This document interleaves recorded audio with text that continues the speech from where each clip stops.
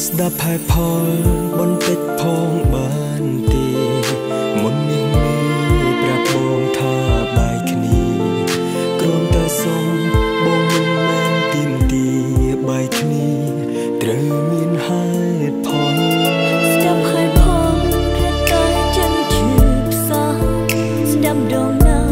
មិនចេះអងហើយផលប៉ុន្មានដងហើយ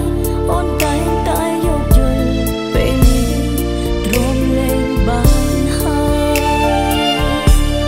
យផលមិនចេះចប់ហើយផលគួរឲ្យស្អប់រកពីមួយដល់ដប់ឈប់ឈឺចាំទៀតហើយអងពេលស្ដាប់ហើយផលអ្វីក៏មិនយល់ឡើយទុំជួលទៀតក៏ដល់ក៏អូនមិនចង់ស្ដាប់សង្កេលមួយនាទីមានទូចិត្តមិនស្កប់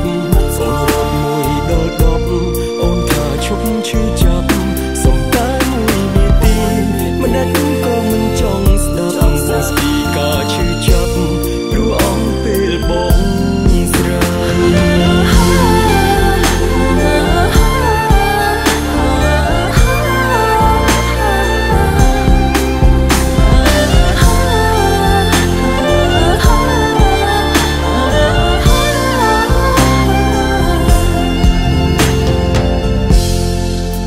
ស្ដាប់ហើយផល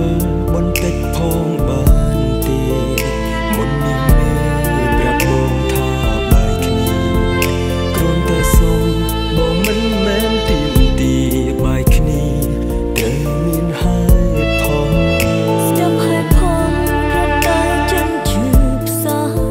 ស្ដាប់ដងណាមិនចេះអងហើយផលប៉ុន្មានដងហើយអូនតែយកយល់ពេលនេះទ្រាំលែងបានហើយផលមិនចេះចប់ហើយផលគួរឲ្យស្អប់រកពីមួយដល់ដប់ឈប់ឈឺចាំទៀតហើយអងពេលស្ដាប់ហើយផលអ្វីក៏មិនយល់ឡើយទុំជួលទៀតក៏ដល់ក៏អូនមិនចង់ស្ដាប់សំពេលមួយនាទីមានទូចិត្តមិ